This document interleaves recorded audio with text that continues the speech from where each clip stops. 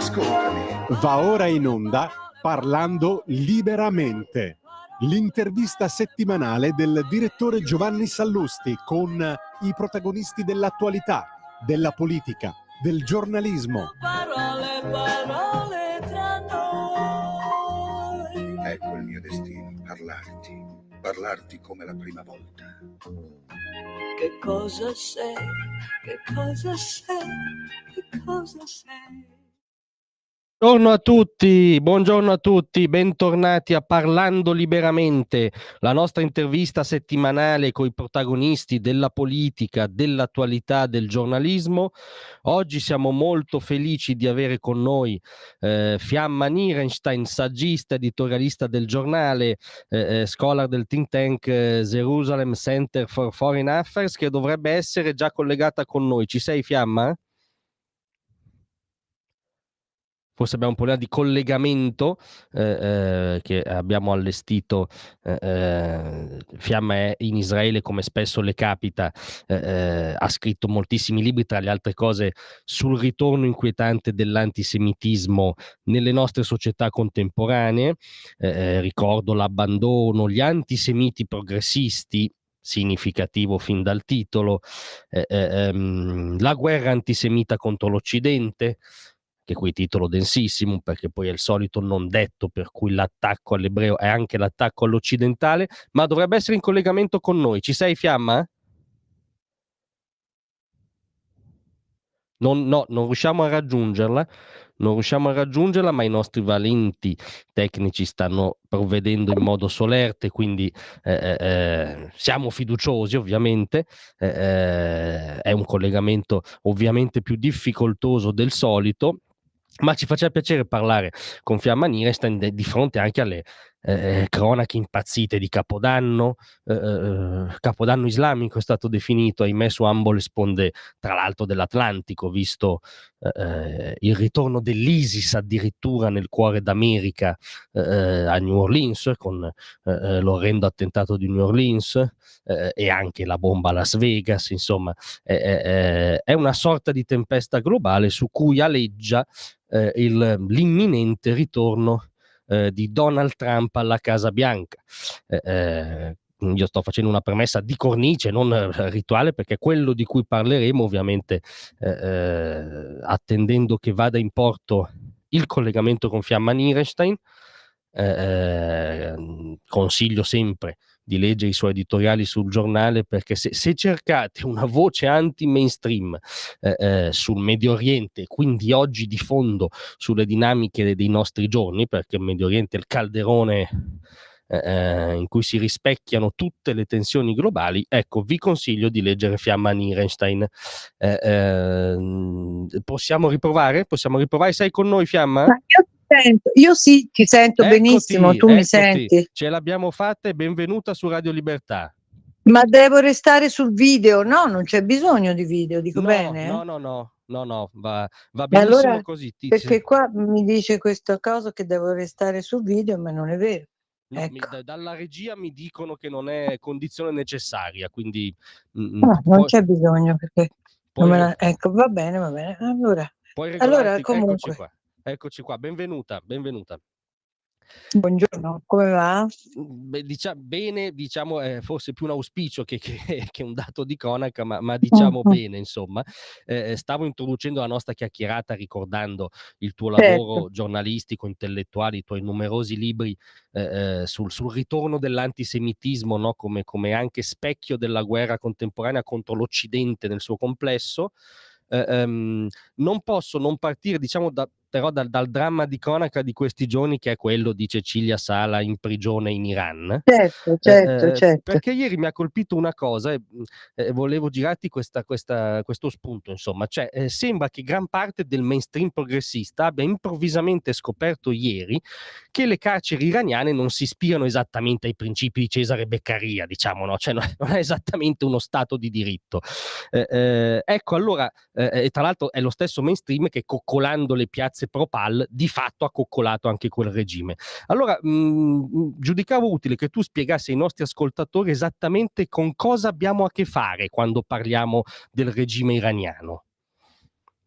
Beh, guarda, te metti il dito in una piaga molto, molto importante, va bene, che ehm, è quella di una presenza malefica, né più né meno, sulla scena internazionale che, avendo una prospettiva messianica, che è l'unica che le interessi, necessariamente esclude tutte le altre. Nel momento in cui tu credi che ciò per cui stai lavorando, qui mi riferisco agli ayatollah e al loro braccio destro, ovvero le guardie della rivoluzione, e a Certo. tutto e a tutta la loro, strategia molto complessa, molto elaborata, di cui fu protagonista Soleimani, che poi fortunatamente oggi, non è, più su questa terra. Ecco, quando tu hai una prospettiva di questo genere e credi appunto che un giorno giungerà il Mahdi, che è il loro profeta, che sarà il testimone e il promotore anche, di un immenso scontro da cui, usciranno vincitrici le forze del bene, ovvero l'Islam sciita, il quale schiaccerà o comunque, condurrà a sé, tutto il resto del mondo, e non importa a quale prezzo, tutto il resto, è legato a questa prospettiva, è legato a questa prospettiva. Lo è la forma politica che si è dato l'Iran, che è una forma politica semplicemente fascista, vero, nazifascista, né più né meno, ecco, anche se ha un Parlamento fasullo, come hanno tanti di questi regimi, ma questo è proprio il peggiore. Non lo è il proprio comportamento sul terreno internazionale, non lo è il rispetto dei diritti umani, tutto. Non lo è soprattutto appunto quello che addirittura secondo il dettato religioso, è l'atteggiamento nei confronti delle donne, perché, le donne sono proprio codificate come esseri inferiori che valgono la metà dell'uomo, lo valgano la metà anche nei processi penali. La testimonianza di una donna vale la metà, di quella di un uomo, e il suo patrimonio non è altrettanto importante quanto quello di un uomo, e tutto, diciamo così, gli aggettivi che le si attribuiscono nell'ambito, della come posso dire, della concezione, della filosofia, della legalità stessa di quel mondo, è tutto fatto per disegnare quella condizione di inferiorità per cui se non hai il velo in testa ti ammazzo. Ecco, è molto Certo. per cui se non hai il velo in testa, le guardie della rivoluzione, le guardie della decenza, che si chiamano così, ti fermano per la strada e te hanno tutti i diritti, hanno i diritti di picchiarti, di portarti via e poi anche di ucciderti, come è successo a Mahsa Amini, ma lei non è la sola naturalmente, ce ne sono state tantissime di ragazze che hanno fatto quella fine.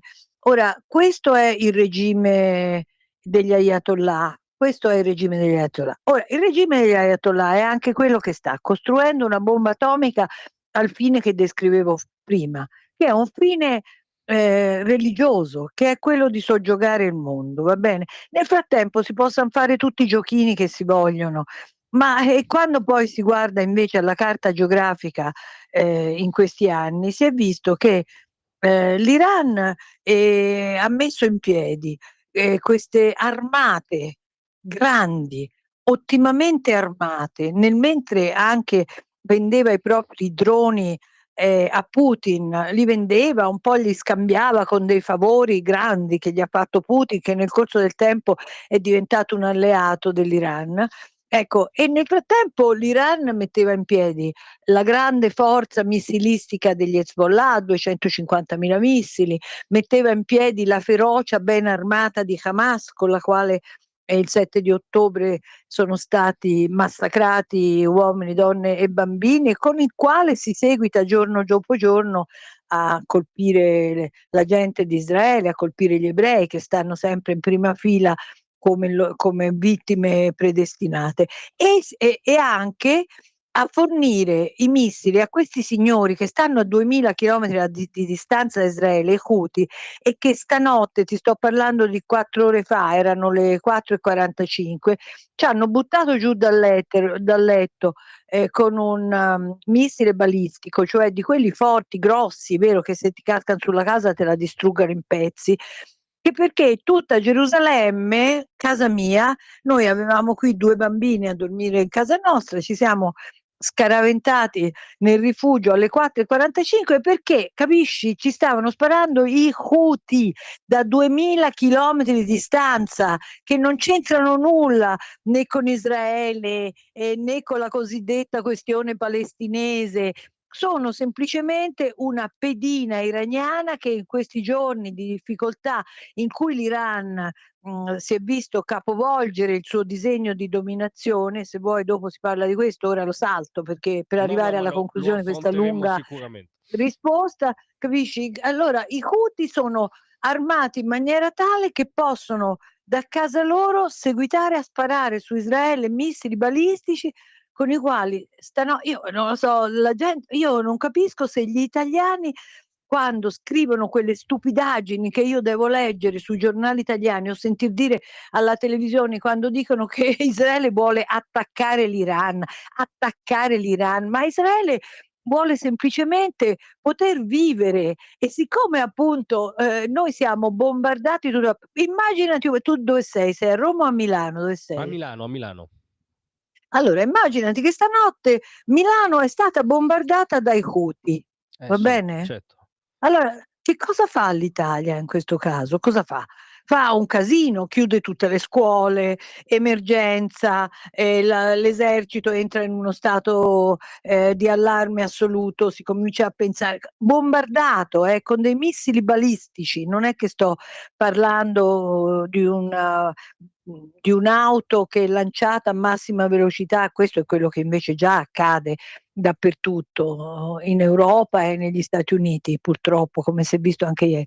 Ecco, ma io dico, ma quando c'è un bombardamento, così come noi seguitiamo ancora ad avere sia da Hamas, come li abbiamo avuti, Hamas il 7 ottobre cominciò così, con un grande bombardamento che continuava quelli di tutti i giorni precedenti. Subito dopo cosa fa Hezbollah? Comincia a bombardare, bombarda, bombarda e bombarda. Cosa si fa quando si viene bombardati? La prima cosa distruggi i siti dei missili, no? Perché altrimenti quelli seguitano a bombardare l'asilo nido dove va tuo nipote, la scuola dove vanno i tuoi figli, il tuo ufficio, le strade, l'autobus.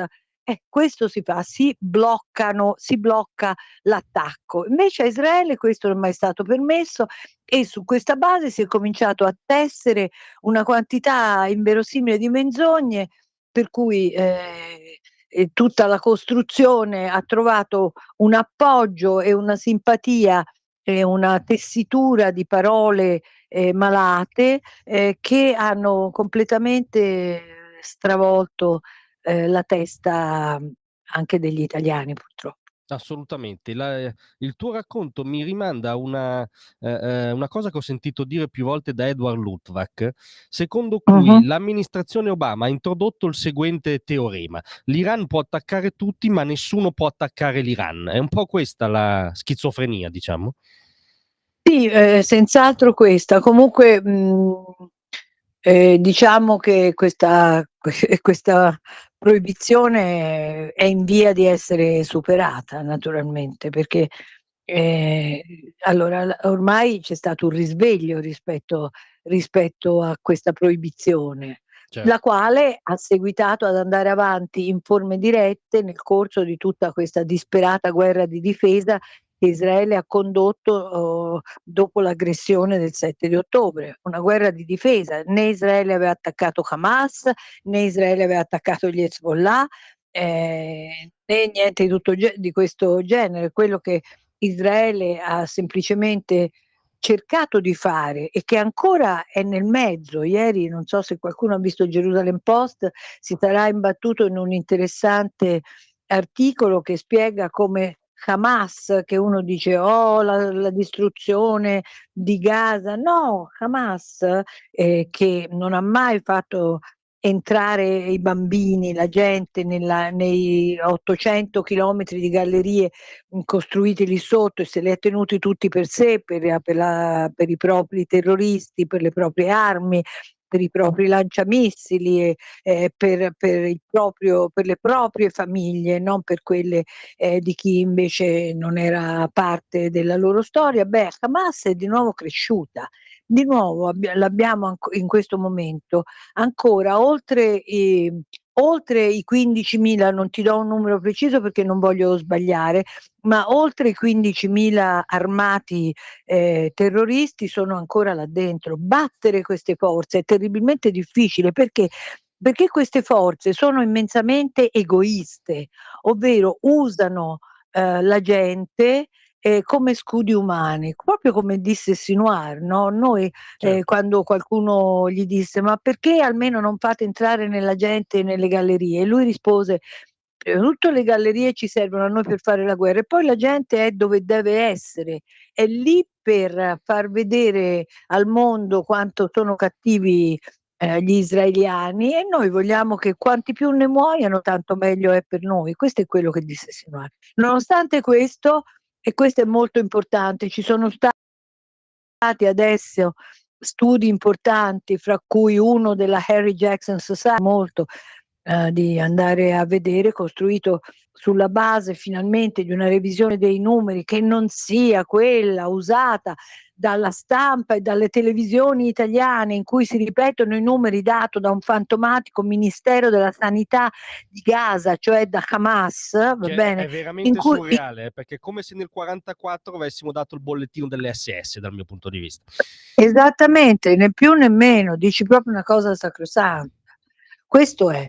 Allora, quello che è successo è proprio questo, che si sono dati tutti i numeri sbagliati, non si è tenuto conto del fatto che Israele, per esempio, prendi anche tutta la questione degli aiuti umanitari. Israele fin dal primo giorno con una discussione interna fortissima perché giustamente c'erano quelli che dicevano quanto più aiuto umanitario si introduce tanto più lenta sarà la gestione di questa battaglia. Beh, tuttavia Israele ha introdotto centinaia e centinaia di camion di eh, cibo, medicine, bevande, tanto che tutti i calcoli fatti dimostrano che non c'è stato mai un giorno in cui per ogni gasano non fossero entrati meno di 3.000 calorie quotidiane. Va bene, tutto quanto questo a spese con l'aiuto, con la forza e con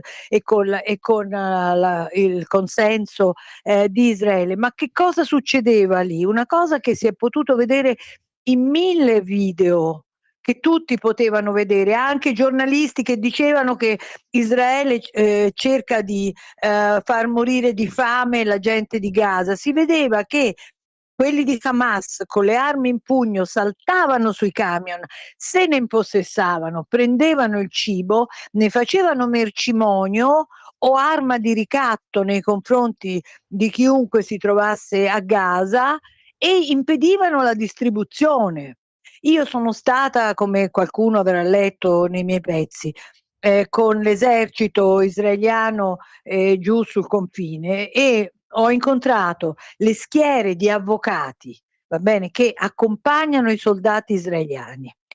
Prima di compiere una qualsiasi operazione in cui si dice devi bombardare quella casa, questi avvocati controllano se ciò è confacente alle convenzioni internazionali e questo dipende sempre da un fattore basilare. Se c'è una proporzionalità sufficiente fra il pericolo che ne proviene, ovvero mettiamo un lanciamissili nascosto lì dentro, in genere nelle camere dei bambini, questo è il posto dove gli piace a Certo. loro di nasconderli, e tutti i proiettili sotto i letti. Non so se hai visto le fotografie, insomma, qualsiasi persona di buon senso è andata a documentarsi Anche sulle balle che anche sotto gli ospedali, per esempio.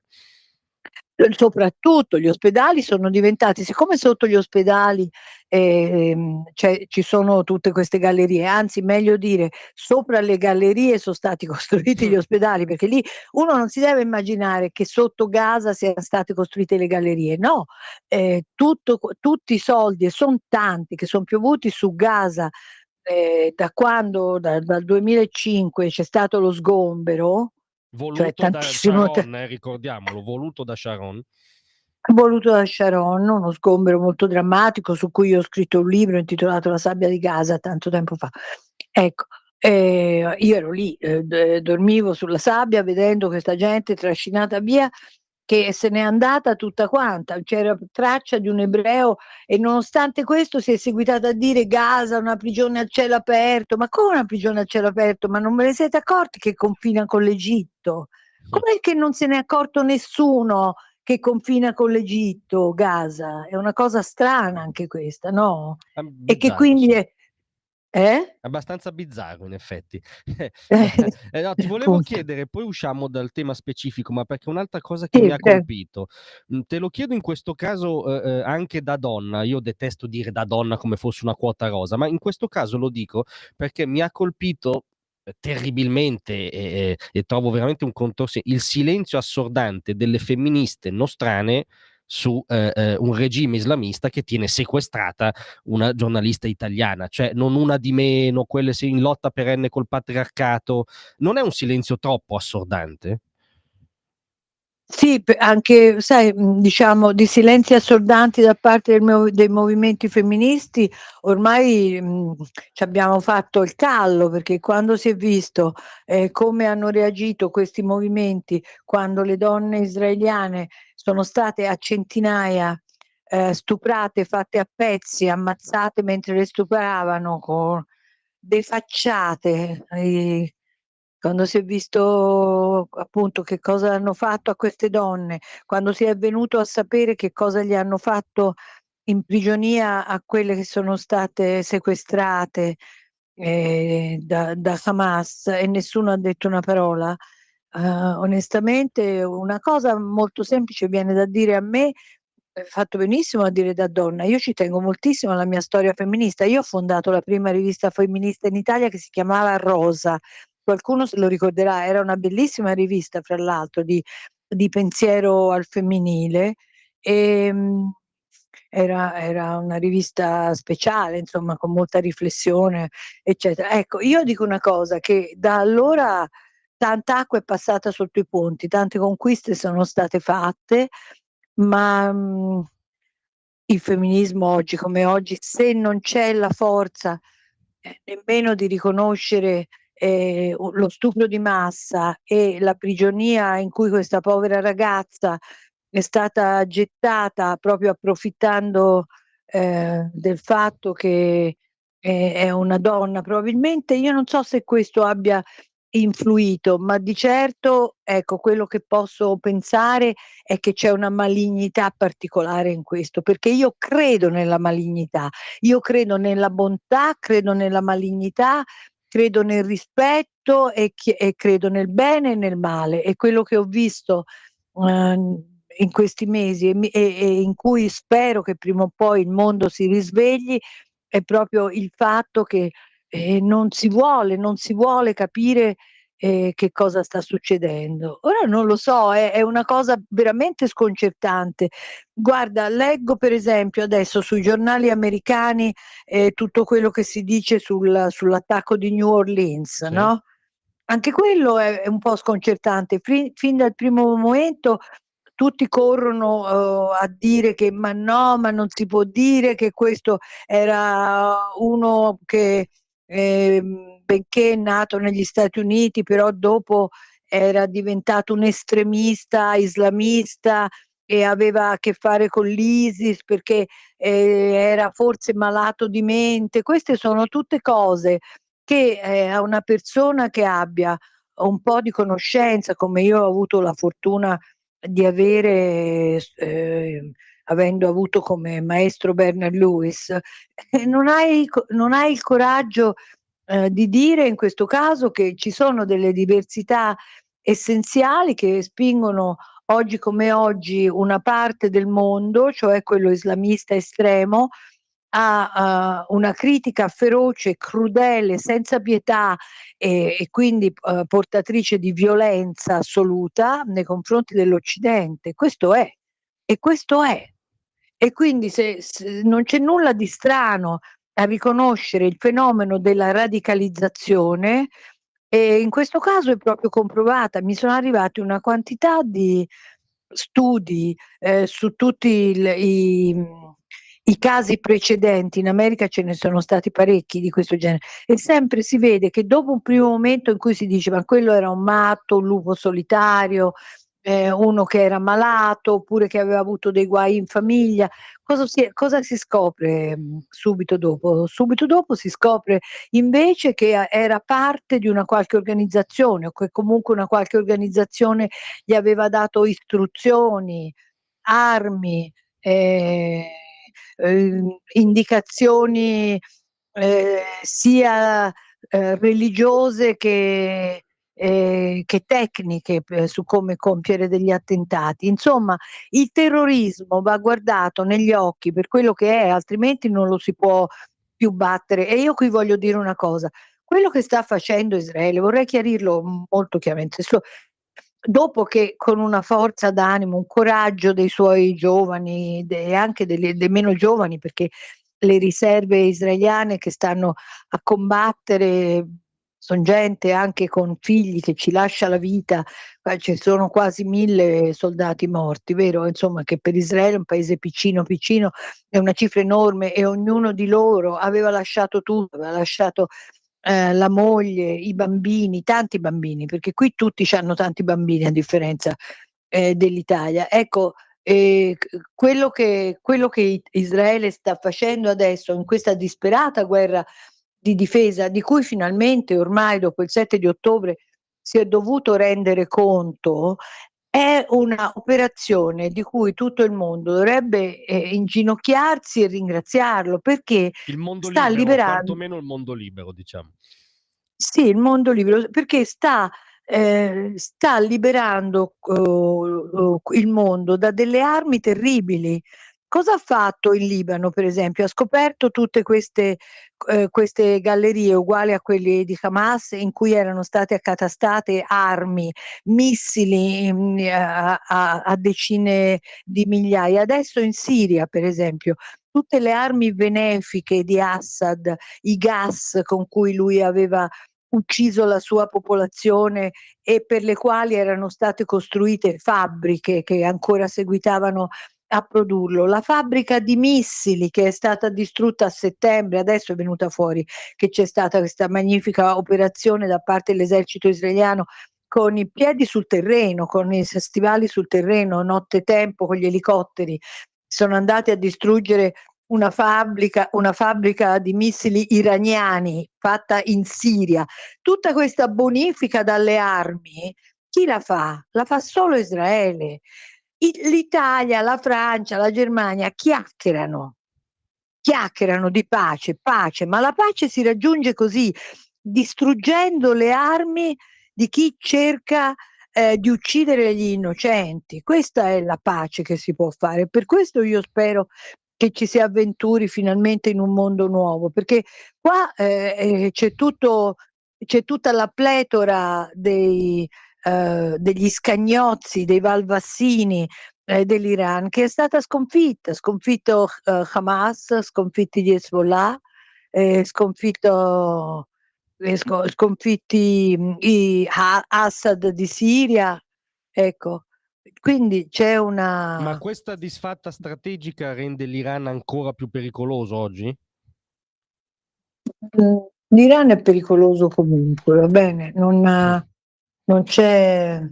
sì, chiaro. Non c'è un prima o un dopo, così come non c'è una possibilità di trattare, così come è una pura illusione convincerci che ci siano dei personaggi che incarnano una strada più moderata. Tutto ciò è nella nostra fantasia, è un riflesso di noi stessi. È un riflesso di noi stessi. Noi amiamo la pace, noi vogliamo trovare sempre degli interlocutori moderati. La storia di Israele, sin dal 1948, proprio il momento stesso della sua istituzione, è stata la storia di una democrazia che vuole spartire coi palestinesi la terra, perché si credeva che fosse la terra il punto.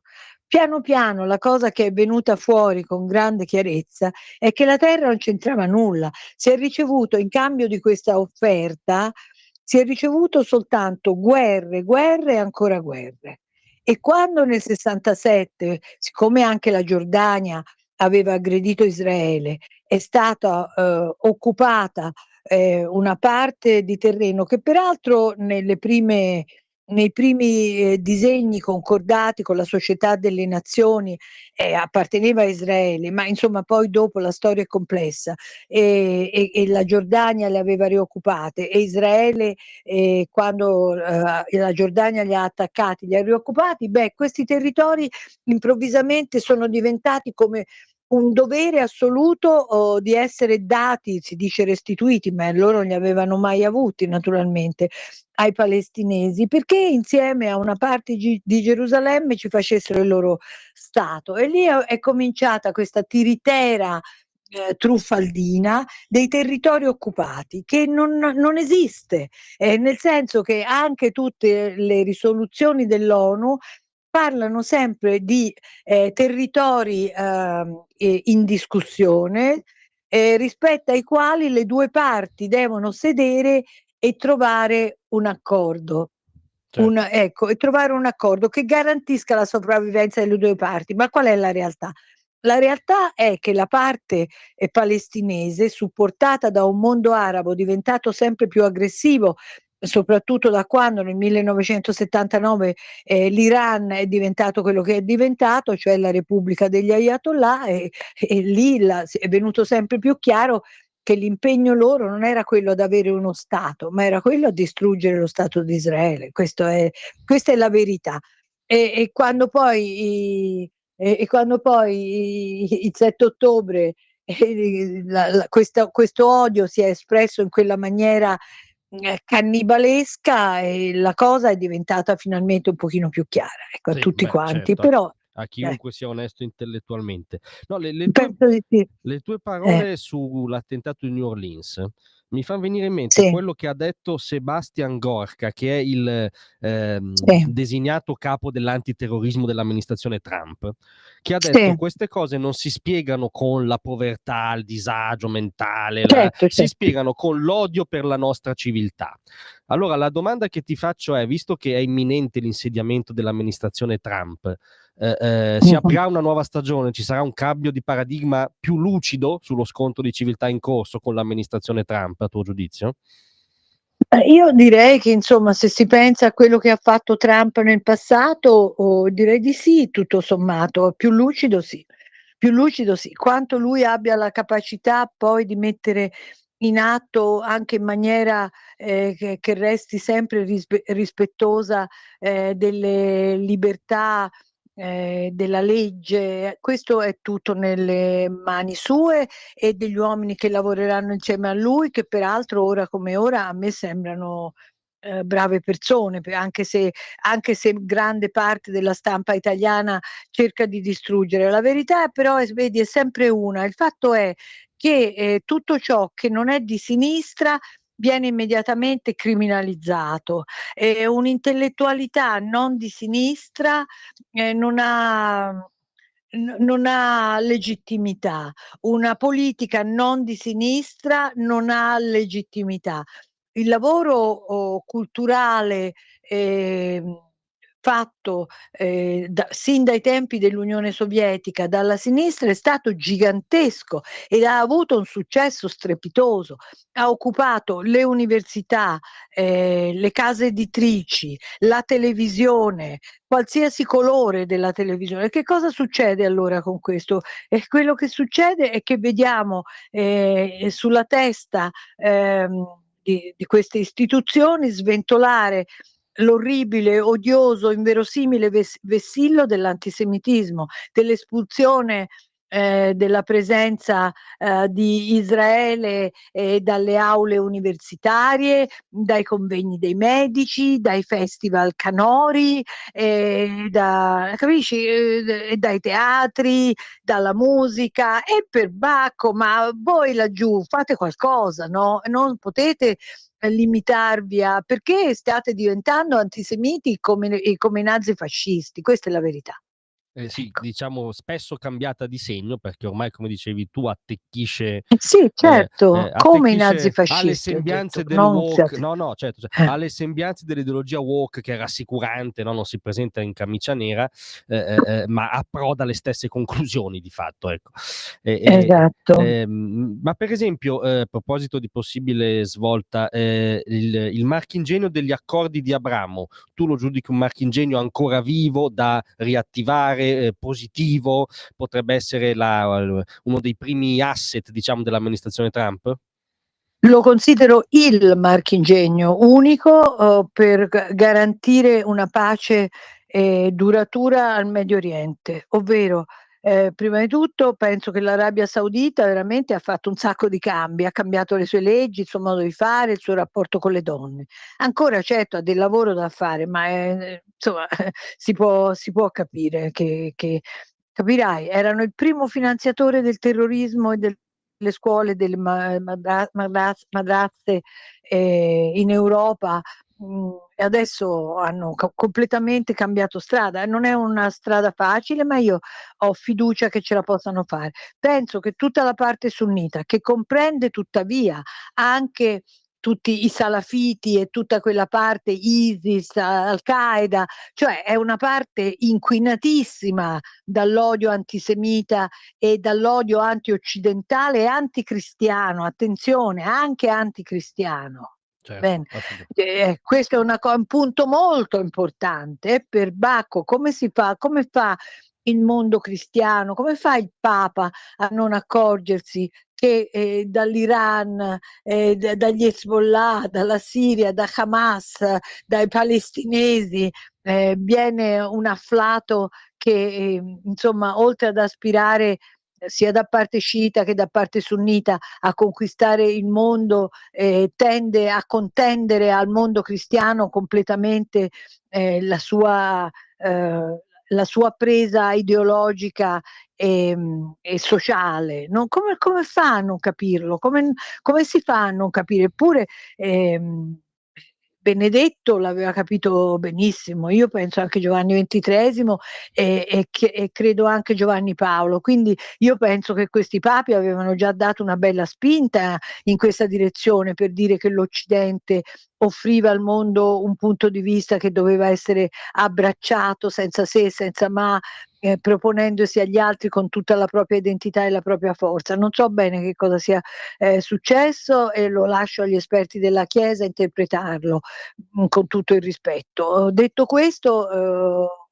io penso sì che gli accordi di Abramo avranno nelle loro mani sia il destino dei palestinesi, questo è quello che io penso, nel momento in cui questi palestinesi smetteranno di essere degli odiatori e dei terroristi e invece verranno a più miti consigli, nel senso che pur rispettando la loro storia, la loro cultura, tutto quello che vogliano, però capiscano che Israele è qui per restare, vero? Ecco, questo mi pare, e lo dichiarino pubblicamente, e per Bacco condannino il 7 di ottobre, non l'hanno mai fatto. Abu No. Mazen non ha mai detto una parola di condanna sul 7 di ottobre, ma ti sembra possibile? E che allora si seguiti a dire che si vuol fare lo Stato palestinese, nel mentre ancora questo succede e si sa che il 90% dei palestinesi oggi voterebbe per Hamas. Ma come si fa a essere e Abu Mazen seguita mese dopo mese a pagare gli stipendi ai terroristi e alle loro famiglie di quelli che sono in carcere? Ma come si fa? No, così Insomma non se ne esce. eh. Così non se ne esce, e diciamo che possiamo E chiudere. quindi e quindi penso sì che una parte del mondo sunnita, moderato, ce n'è parecchio in Marocco, sai che cosa invece vedo molto problematico? La parte del mondo sunnita che fa capo alla Turchia, perché invece Certo. Erdogan ha in mente questo grande disegno imperiale. Basta pensare che la Turchia era un impero che insomma è durato 6 secoli, sai, insomma, Certo. non se lo leva sto vizietto, Lui ha in testa ecco. quello, certo, lui ha in testa E quello. è in testa quello e adesso sta, combattendo contro i curdi e cercando, un'alleanza con questo Al-Giulani che vada tutta quanta nella direzione di combattere i curdi sul confine. Vuole lui prendere il posto della Russia, in Siria, perché la Siria è l'autostrada che porta appunto intorno che confina con Israele, quindi è un affaccio molto pesante su Israele e lui odia Israele, quindi Vabbè, lo dichiara è molto pubblicamente. problematica questa presenza, molto problematica. Vedremo come andrà. Per ora la vedo come una cosa poco promettente, nel Diciamo che mentre tuttavia il fatto che Assad non ci sia più ha tolto agli iraniani il loro migliore sistema di sbarco nella zona. Quello sì, era certo. proprio, lì era l'aeroporto da cui passavano tutte le armi per tutti, per Hamas, per gli Hezbollah, per gli Houthi, per tutti quanti.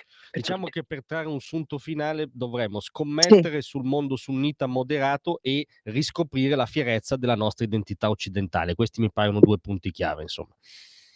Dobbiamo soprattutto smettere di dormire nell'identificazione dei nemici e degli amici. Certo, Avere più coraggio, insomma, smettere di miagolare, quando si parla, di Iran, di conseguenza anche di fronte alla questione, russa, anche quella insomma è molto minacciosa e si è comportata nel corso di tutto questo periodo, da alleato dell'Iran. Era lui che era in Siria, era lui Putin che ha lasciato fare con il passaggio di tutte queste armi. ehm io ho sempre avuto questa, so che Israele è molto prudente su questo punto, ovviamente, perché ha avuto Putin affacciato sulle alture del Golan fino a ieri, quindi insomma è non era una comprensibile. situazione facile. Io però invece ho sempre pensato che è un tutt'uno, tant'è vero che lui subito dopo il 7 di ottobre ha incontrato quelli di Hamas, ha incontrato l'Iran. È una brutta storia la sua dopo il 7 di ottobre, ecco, Non questo è. c'è dubbio, è un'altra cosa che è il caso di ricordarci. Fiamma, io ti Certo, ringrazio molto di essere stata con noi volentieri, e ti auguro un m'ha buon fatto lavoro. piacere. Consiglio ai nostri ascoltatori di leggerti sempre anche sul giornale. Grazie mille, A presto. ha fatto piacere, arrivederci. Arrivederci. Parole tra noi. Avete ascoltato